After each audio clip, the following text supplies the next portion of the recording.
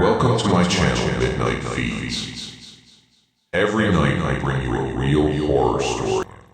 Viewer discretion advised. If you scare easily, this isn't for you.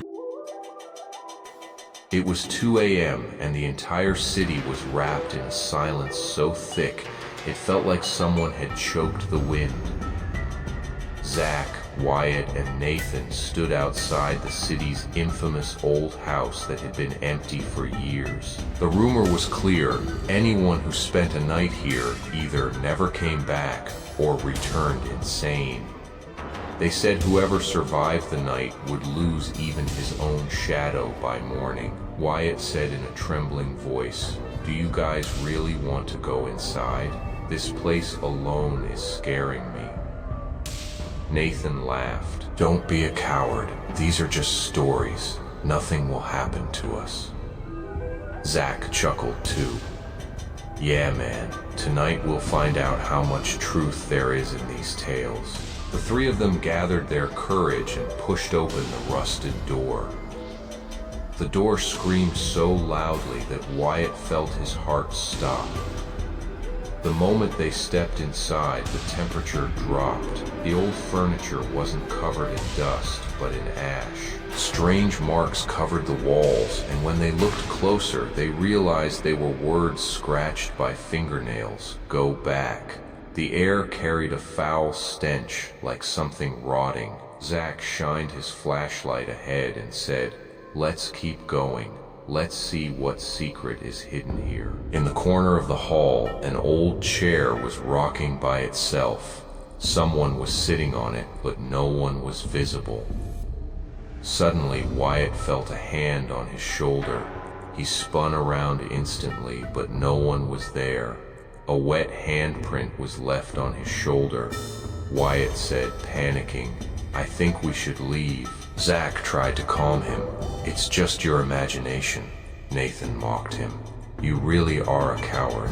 They walked into a large hall where an old lamp sat on a table. Nathan picked it up jokingly. "Maybe it's a magic lamp." But the second he lifted it, a piercing scream tore through the house. The scream came from the walls, the ceiling, the floor, hundreds of voices at once. The lamp slipped from his hand and crashed down, and its flames turned blue. The three huddled together in fear. They turned to run, but the door slammed shut on its own. Wyatt tried to open it, but it wouldn't budge. Nathan gasped. "We're trapped," Zach said. "Don't panic. We have to find another way out." They spotted a staircase leading to the basement. As they descended, the sound of footsteps followed each of theirs. The basement was even worse. Fresh blood smeared the walls. Drip, drip. Something thick fell from the ceiling. Broken bones were scattered across the floor. Shadows hung upside down from the ceiling. The shadows had no faces, but they had eyes, and all of them were staring at the three guys. In the corner was a small door.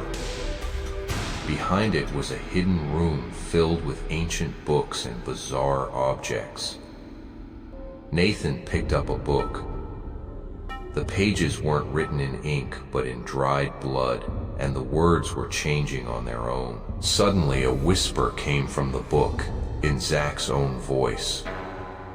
"One of you three will stay here tonight." Wyatt whispered, terrified, "We shouldn't touch this stuff."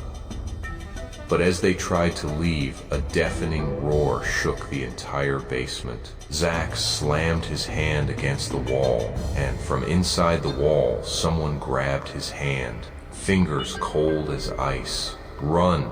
Zach shouted, but no sound came out. It was like a hand was wrapped around his throat. They ran. The stairs never ended. Every turn brought them back to the same basement.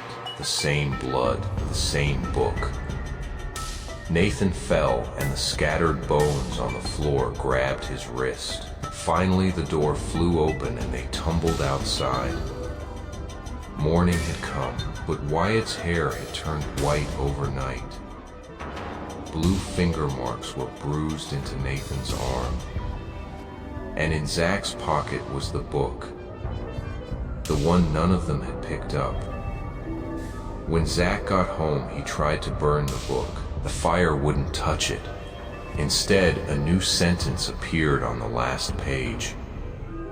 "You got out, but we came with you." After that night, Wyatt stopped speaking. Nathan couldn't see his reflection in the mirror anymore. And every night at 2 a.m., Zach hears footsteps coming down the stairs. The basement is in his house now. They always wondered who controlled that haunted house.